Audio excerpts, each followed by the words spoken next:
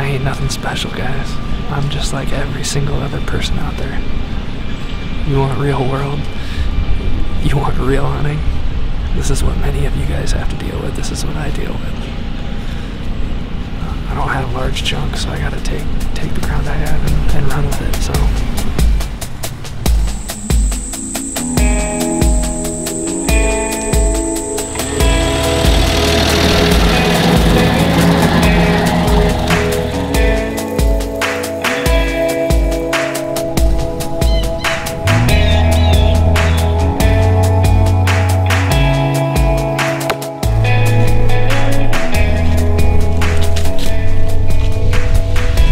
Smalliker Hunting's 2018 Embrace the Journey is brought to you in partnership with Real World Wildlife Products, Radix Trail Cameras, and Treehopper LLC.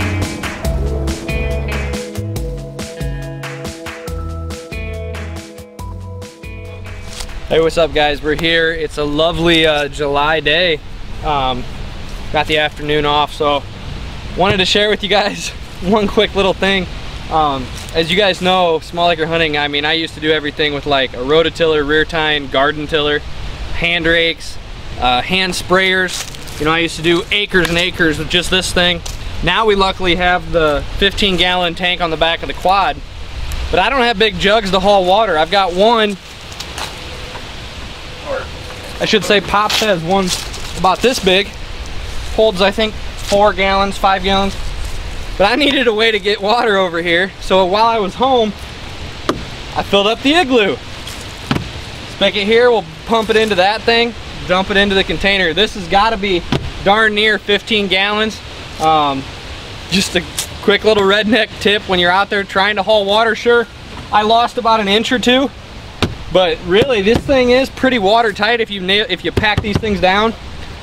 A little bit of water came out, but this thing's pretty much 90% full of water. It was a good way. I've got a couple gallon jugs too at home that I fill up to bring. So between all of this, I'll have a second tank and maybe even a little bit extra. We're spraying the bean plots today. I'm gonna take a few pictures over there. I'm not gonna video over there because I wanna get in and out today as quick as possible. But while we're here at the landing area or the parking spot, I sprayed the grass here again with clethodim, and I'm gonna have to come in here and broadcast seed a bunch of more clover. And I may mix in some cereal grains in here right during a rain or right at a rain in September sometime. But the beans, actually, as I drove through, there is a ton of weeds. You're gonna look at these and you're gonna be like, holy cow, that is a lot of weeds, and it is. But they're actually there. The beans are there. Yeah, granted, most of them are only this tall that are visible because the deer can find them, but now in some of the thicker weeded areas, I found beans that were about knee high. So I have no doubt spraying these beans today are going to uncover them even more so. There's not going to be any competitive weed browse over there, so the beans are going to get annihilated. But I want to prep this area with some glyphosate today. The beans won't die, but everything else should get a good scorch, and then we'll be able to burn it off again before we fall plant this fall for our hunting season and beyond. Into next year, we're going to do a couple clover plots, clover chicory sections as well. If I have any extra gly, I'm going to spray a couple sections of areas that I have thought. I mowed last week a section on the north end of all the food. I'm going to spray that. It was a food plot section that was too wet to get into beans this year. We could not disc it. We couldn't drive a tractor through it. There was so much water. So I'm going to spray kill that so it's ready as well. And that's pretty much it. But while you're out there, guys, and you're wondering how you're going to haul water around, just go get yourself a cheap cooler, and bam, you got water. God bless, guys. I'm gonna get busy. Oh, the joys of hunting other people's property. I'm sure you can hear it. I got one guy, the neighbor. He is probably 100 yards away. And without fail, he decides it's time to do his yard and leaf pickup when I'm hunting. It has occurred a lot, and the one you just heard fire up is actually the owner of the land I'm hunting, who has no clue about deer hunting and doesn't realize that he's disturbing it. He's within about 50 yards at the barn. These deer are used to this, but They might come through with the neighbor going, but they're not going to come through if this guy's back at the barn 50 yards from me. So, I gotta hope it calms down.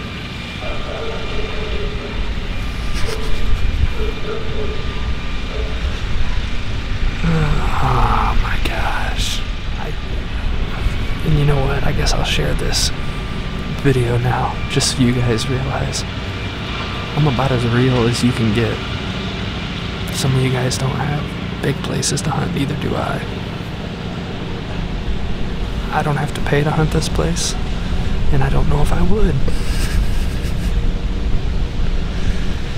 It's a great corridor though, as long as it's quiet. So, I ain't nothing special, guys. I'm just like every single other person out there. You want real world? You want real hunting? This is what many of you guys have to deal with. This is what I deal with. I don't have large chunks, so I gotta take the ground I have and run with it, so.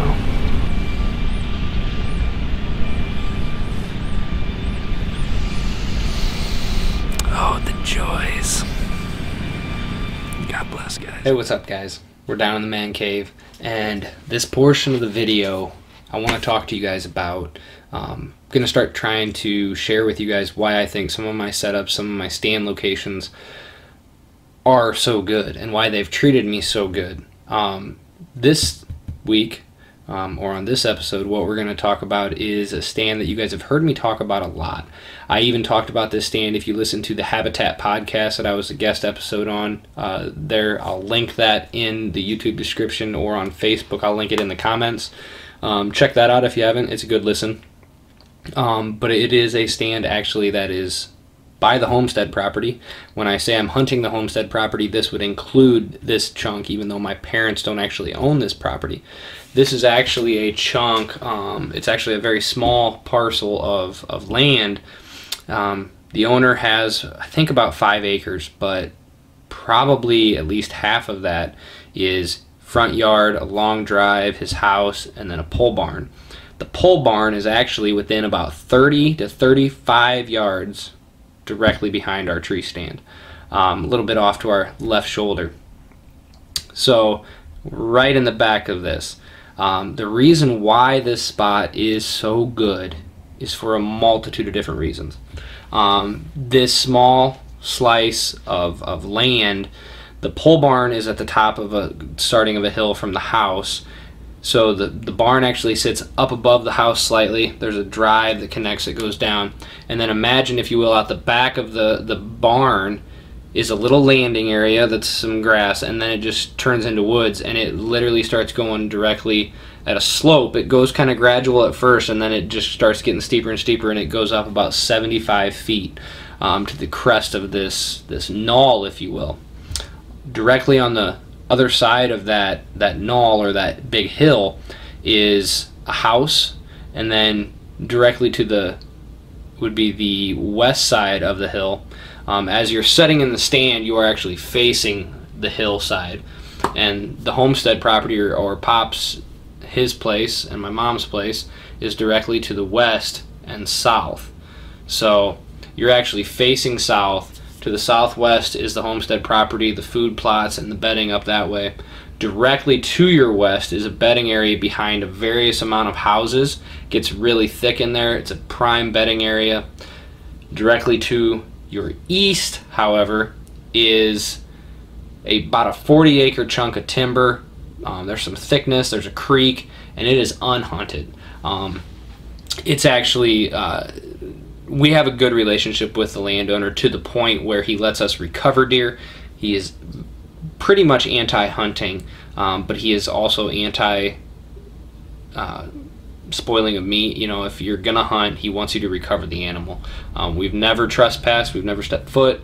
He always knows when we are looking for a deer and gives us permission, and he knows the moment we step off of his property, I give him a call or shoot him a text and let him know.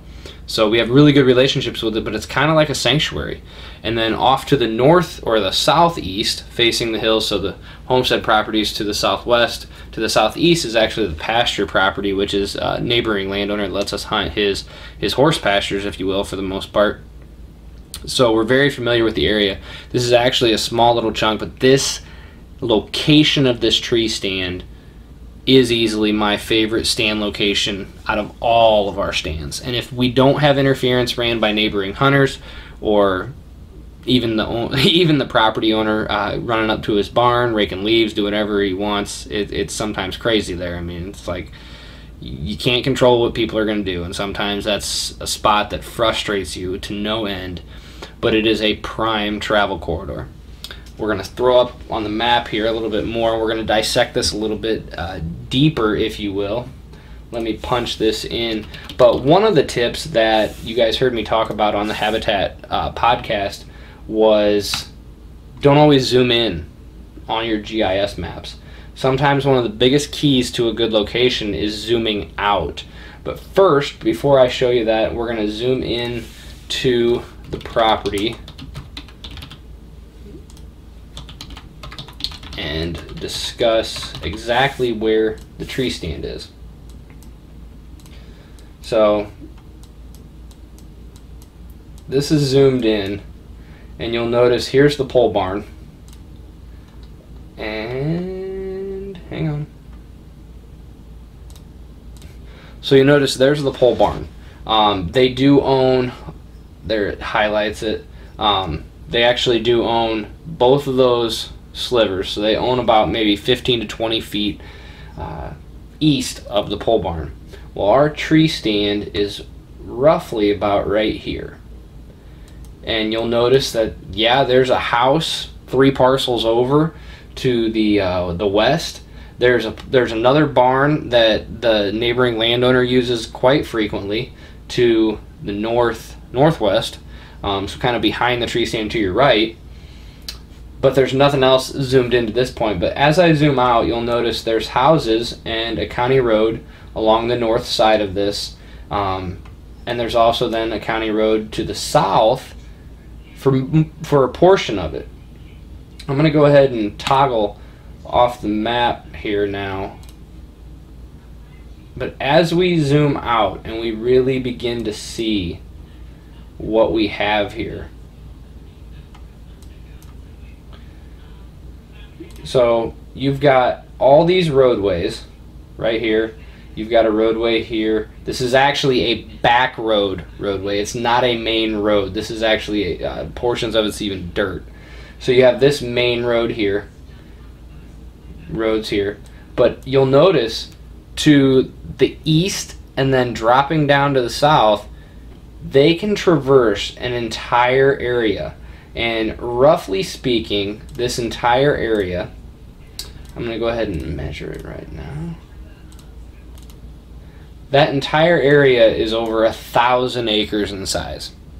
And they have not even had to cross a road yet. And they can traverse about just shy of 1,200 acres.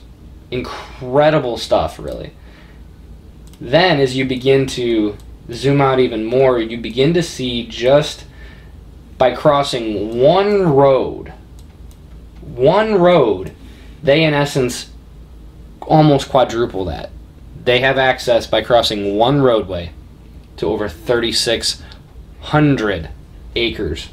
And it's just an awesome pinch point. So that's one thing. There's very little road interference. There's for our area, you know, we have a lot of chopped up parcels, a lot of county roads. And these are all paved roads that you see, all these major roads except for that one that I pointed out to you. But what I want to do now, I want to zoom in. So we know this is already a pinch point here between these two roads, and given the fact that if they want to traverse from the southeast to the west, there's that one road, and this is kind of their natural pinch point just looking at roadway interference.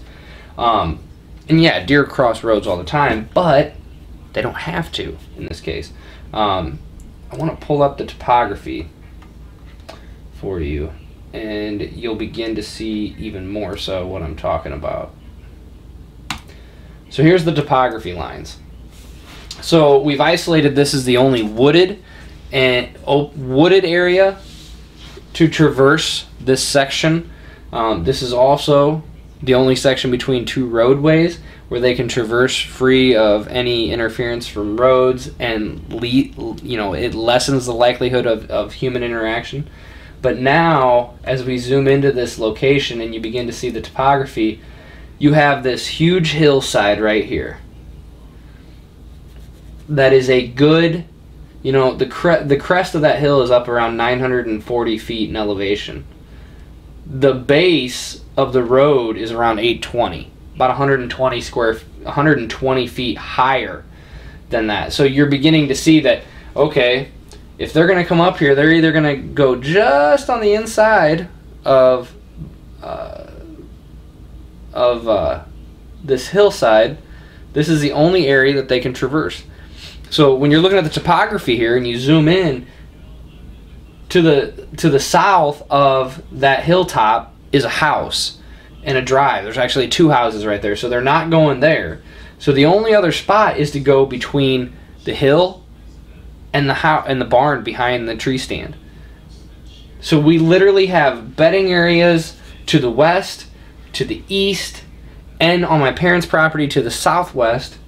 We've got, in a macro sense, a pinch point between roadways. We have a pinch point being the only wooded, timbered area in this section in order to traverse through undetected and eliminating or lessening the amount of human interaction that they may have.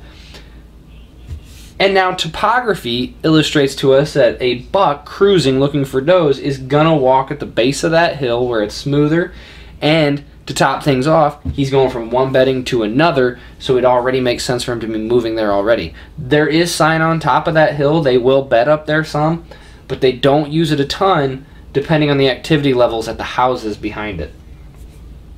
But that is just one reason why. Now, I do have a backup stand on the crest of the hill, but I don't hunt it as much, and the reason is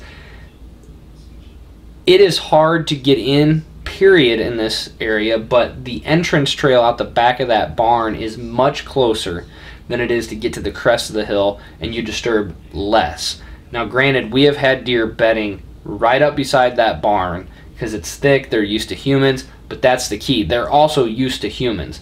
If we just keep walking and just walk right on through, I'll even go through the barn sometimes if the door is open, they are used to humans. They're used to getting bumped, they're used to getting skirted out, they will come back. And we have literally had shooter bucks on camera there at all hours of shooting light. I passed the biggest buck I've ever actually let walk last year. Dad harvested, I know, at least one buck out of that stand. I have not harvested a buck out of that stand though. It is a spot that I love to go to and I love to hunt. Sadly, because of gun season, we lose a lot of places. So you'd think this would be the place we would go to. This is a bow-only spot. We got permission to bow hunt and bow hunt only. But there is a gun hunter directly to the property to the west. And that kind of throws a wrinkle in things. I know I'll get there an hour and a half before light. And, he shows up right at light. It is what it is. There's nothing we can do about it. But it's just a little bit of a testament to you guys that, this is real world. This is real small acre property hunting, and we don't have the blessings of thousands and thousands of acres. We deal with human interaction, human intrusion, hunter interference, whether intentional or not. He's not intentional, he's just trying to hunt, but he is kind of running interference for us, just as I would be running interference for him in a similar way back and reciprocated. So I wanted to break down this stand location though. Everything that goes into that stand is a positive. I mean, it literally, the only thing that could be better is if it was bigger and I didn't have to deal with neighboring landowners. But topography, wooded, bedding, food. There's a lot of oaks there. I didn't even mention that. There's oak trees on that whole hilltop and hillside. So there's times where they're just feeding around there, especially in a good acorn crop year. It's really tough to get down out of that stand. Because they will literally eat there for the first 30 minutes of darkness and then just move off. So you kind of just got to wait them out. But hopefully that kind of gives you a little bit of an insight into the stand location. Shared some aerials, shared some pictures, shared some video from on stand throughout this video. But hopefully this has been beneficial to you guys. And next time what we're going to discuss is the stand that I call the fruit plot stand at the new 22 property that I purchased in March of 2016. It's actually the stand that I shot splits out of last year. It's the stand that I passed a couple of really nice bucks out of last year. And fingers crossed, the saga of Bertier ends there.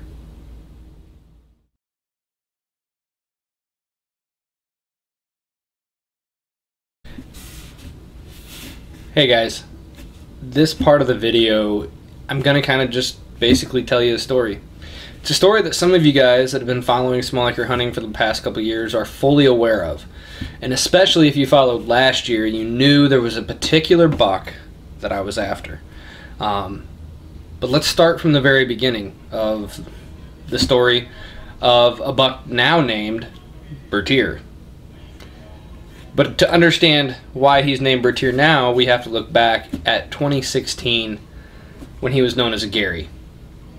I'm going to be looking at photos while I'm sharing this, but as you're seeing now, some of the first photos I got of the new 22, there were 3 bucks that ran around that property. Splits, which is now actually camera right that you can't see, and a buck named Big Dave. Big Dave was one that was only present on the property a couple times during hunting season, never during killable time then. However, he was one of the main 3 bucks that I was getting pictures of in the middle of 2016 on a property that I had purchased that March. I actually let the wife name this buck. He was basically a clean 4x4, you know, an 8-point frame, but he had this non-typical point about 4 or 5 inches coming in and sweeping in off of his one beam. He was very active on the property. He was a buck that seemed to be all over the place. We got video of him running does into November. Tried to put eyes on him. Wasn't sure if I was going to shoot him if presented a chance. I actually think he was probably a little bit of an older deer compared to Splits. Looking at pictures now, I believe Splits was a 2.5-year-old, and I believe Gary was actually a 3.5-year-old, or else a really nice 2.5-year-old in 2016. Then we got video of him cruising through a food plot. This is actually the video right now. It's the last video of him as we knew him in this video. This was a couple days prior to the accident which would happen. Bertier would reappear on camera days later with an injury sustained when getting hit by a car. It happened sometime after November 11th, or November 21st and November 24th. You can see in the video here he's limping really bad. His whole left beam is gone, and the majority of his points and beam on his right side is pretty damaged as well. There's a couple videos, I didn't use them because they weren't very clear, but you can actually see some of the blood on his pedicle one night. As you can see, Gary stayed active on the property. Here he's seen, we got numerous videos of him spending a lot of time just gorging himself, clearly trying to probably just, you know, shore himself back up nutritionally. He just went through a pretty severe injury, and he's trying to sustain his body, essentially. He would live through that winter, we thought. Once antlers came off, I didn't have a lot of cameras on video mode. It became tough to kind of track him. There was a couple of videos that I thought was him, and fingers crossed the entire off season I waited until 2017 for velvet season when we would begin to see whether or not Gary lived. I really suspected that coyotes would get him. At this point I wasn't sure if his leg was completely non-usable or if he could use it to prop himself. We actually had a buck on the homestead property that for years lived with an injured backside. We called him Hobble. and we thought he died a couple times, and Pops had him chasing does one year. He was a buck that both of us would have shot as he matured. He lived at least 2 or 3 years after the injury, and which would place him at least a 5.5-year-old deer. So I mean, these deer are extremely resilient, but I still had my doubts. It was not something that I assumed the story or saga or the journey with Gary would continue into the 2017 season. And then this pull happened. Walking out of the bedding area that I had worked on really extensively in the years prior, we got video of Gary walking out and eating the clover chicory along this trail. You can clearly tell his right side stayed and just exploded. It's got extra points. It's got some deformity on it. Definitely not growing as it used to, but it has that atypical type or that non-typical type approach to it. His brow tine on that side had split and basically had a second brow tine coming off the base almost. His left side now looked kind of like Gandalf's staff top if you watched Lord of the Rings. I mean, it was like a hand that just went up with then fingers shooting off of it. Had no real bend to it, no real curvature to it. And it began to be pretty clear that he was, for the most part, pretty healthy. He didn't look malnourished. He didn't look like he was struggling. We got video of him feeding, and we got extensive video of him coming out of that bedding area. It was one of his preferred bedding locations, along with 2 other on the property or just off the property. I'm going to skip ahead a little bit. As we entered the season, I made him my #1 hit list buck. I wanted to try to put an arrow in Bertier. He could use that back leg, but it wasn't doing great by any means. But I really wanted to put a shot on him and see if the journey of Gary, now named Bertier, which I guess I caught myself just transitioning. I didn't even actually explain why that happened. I switched his name to Bertier, as some of you already know and many of you can imagine.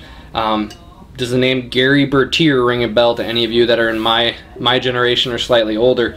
If you've experienced Remember the Titans or you've seen the movie, Gary Bertier is the linebacker, the strong side linebacker, which would be the right side. And there's a quote in the movie where they yell back and forth, left side, strong side, left side, strong side. So his strong side's his right side, his left side's his weak side. Therefore, Gary was unchristened Bertier, and it seemed very fitting. Not only was he a battler, if you can remember, Bertier in the movie was dealing with injuries of his own and things of that nature. So here, Gary Bertier had been Gary was now Bertier, and we actually got video of him in the rut of all things, chasing a doe. The camera was kind of acting up here, but you can see he's not putting any pressure on that leg. He wore himself out during the rut, and we noticed basically right after that his back leg was doing terrible. I caught sight of him one time from the stand. Couldn't get it into the video camera, couldn't get a clear footage of it, otherwise I'd share that, but he was struggling mightily. I would have placed a bet that he was going to die.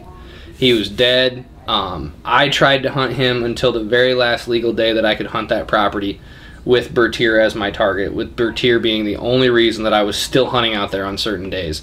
I can still remember the kind of the sense of defeat. I shared a Facebook post and shared with you guys that, you know, it just wasn't going to be. The story of Bertier was most likely going to end to a coyote or another car. He couldn't escape danger, really. And I thought that was how it was going to end. I thought that was how it was going to close.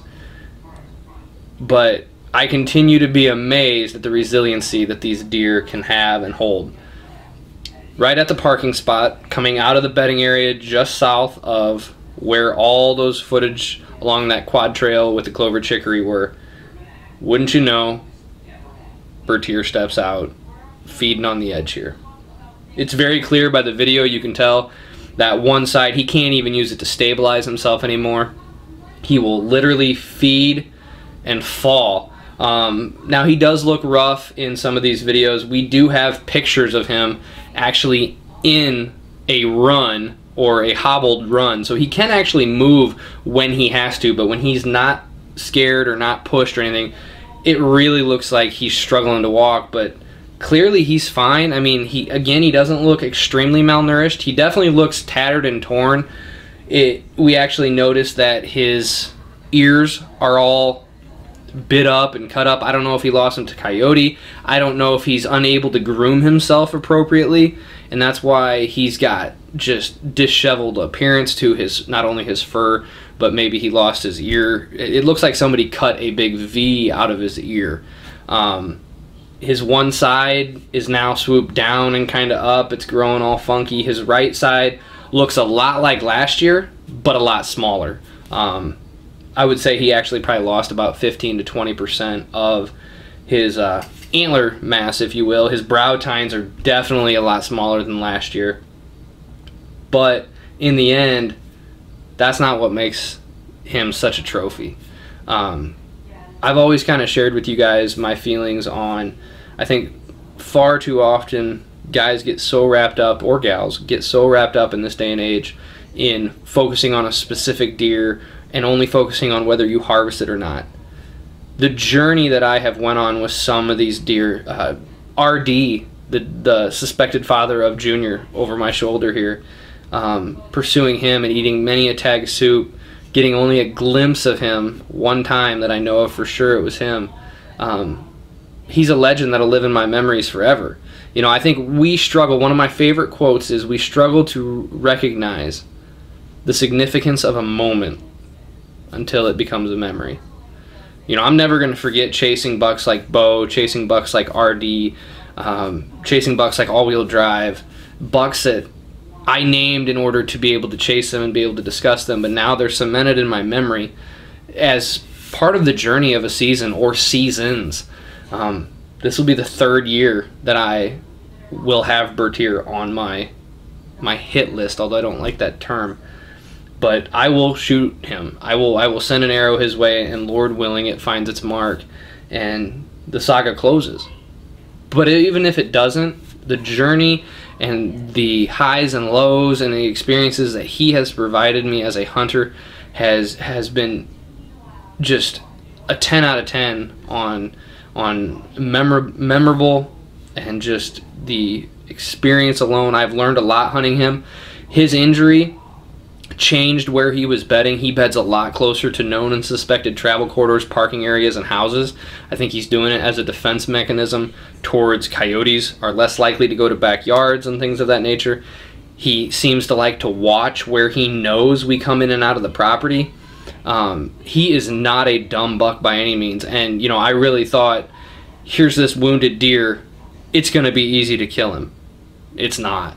It's not. And I have grown even another level of respect and admiration for these mature deer. It's insane. Even with an injury, it's going to be tough getting him, but hopefully I do. But some of you guys have been messaging me and asking, you know, there was a post I shared on Facebook a while back where I said that which was suspected to be dead lives. And you were asking, is it Bertier? Is he back? Is it Bertier? I even had one or two guys ask, is it RD? And I'd be like, I honestly, a flood of emotions came back, and I was like, man, that'd be incredible if RD was still alive. He'd be pushing 8-9 years old at this point, and probably be greatly regressed to the point where I probably wouldn't even know it's him. But it is Bertier. He does live. And thank you for kind of listening to me share this long story of Bertier in this episode of Embrace the Journey. You've seen the redneck tip on the watering, hauling water to and from. You've seen some food plot tips and some discussions on stands and such. But I think this is a fitting way to end this story because it really does epitomize what it means to embrace the journey. I could eat tag soup this year.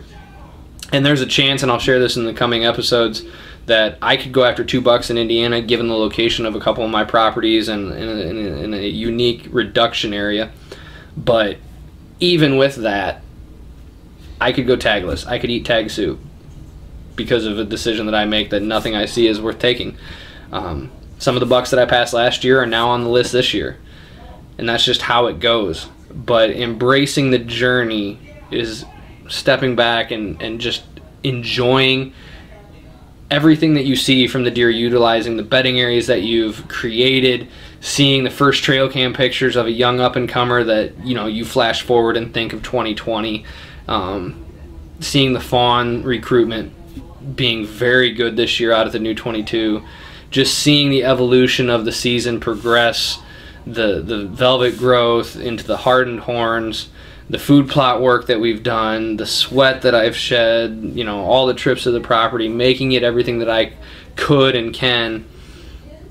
That's what Embrace the Journey is about, and this story might just be another piece of it that may or may not have an end that I'm a part of or that I know of. So many times these stories of these bucks that we chase, they just kind of drift off and they never actually have that final chapter. But I promise you, if I get that final chapter and I'm part of it, or even if I'm not, I'll let you know. This has been Embrace the Journey, Small Acre Hunting. Guys, this is Ty. God bless, and good luck out there. Thank you so much for tuning in to this episode of Embrace the Journey, the 2018 season here at Small Acre Hunting. Click that subscribe button, like and share this video on all social media platforms, and be sure to follow me at Small Acre Hunting on Facebook or via the website www.smallacrehunting.com. And as always, guys, God bless and good luck out there.